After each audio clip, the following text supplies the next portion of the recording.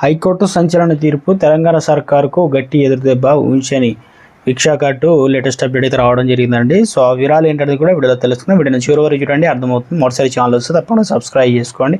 చూస్తున్నారు కానీ లైక్ చేయడం మర్చిపోతున్నారు, వెంటనే లైక్ చేయండి. వివరాలకు అయితే వెళ్ళిపోదామండి.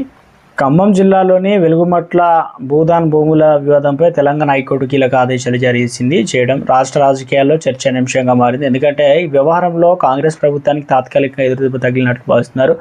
భూదాన్ భూములపైన ఎలాంటి మార్పు చేయకుండా యథాస్థితి కొనసాగి హైకోర్టు స్పష్టమైన స్టేటస్ ఎక్కువ ఆదేశాలు అయితే ఇచ్చారు. ఈ కేసు బాధితుల కోర్టును ఆశ్రయించగా కేవలం 311 మందికే కాకుండా ఆ ప్రాంతంలో ఇల్లు కోల్పోయిన ప్రతి ఒక్కరిని అసలైన లబ్ధారిగా గుర్తించాలని విజ్ఞప్తి చేశారు. భూదాన్ భూముల్లో ఇళ్ల స్థలాలు ఇల్లు కేటాయించే ప్రక్రియ అన్యాయం జరిగిందని వారు ఆరోపించారు. అందరికీ సమాన న్యాయం జరిగేలా కోర్టు జోక్యం చేసుకోవాలని కోరారు.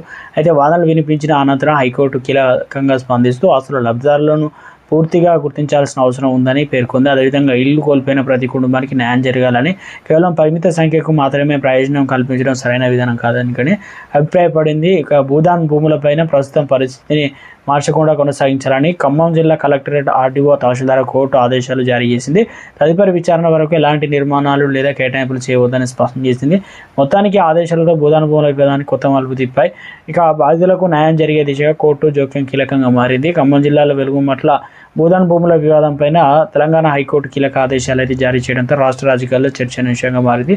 ఇక ముఖ్యంగా మొత్తానికైతే ఆ ప్రభుత్వం వాటిని ఏదైతే భూదాన్ భూములు ఉన్నాయని చెప్పేసి కూలగొట్టే ప్రయత్నం చేయడం జరిగింది.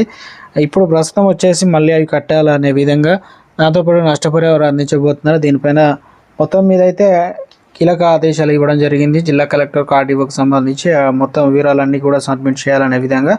సో మొత్తానికి వారికి న్యాయం జరిగే విధంగా హైకోర్టు సంచలన తీర్పు అయితే ఇచ్చిందంటూ. ఇక ముఖ్యంగా చూసుకున్నట్లయితే తెలంగాణ రాష్ట్ర వ్యాప్తంగా సీఎం రేవంత్ రెడ్డికి ఒక భిక్షాక్ అంటూ రాష్ట్ర రాజకీయ నిపుణులు అయితే వర్గీకరిస్తున్నారు.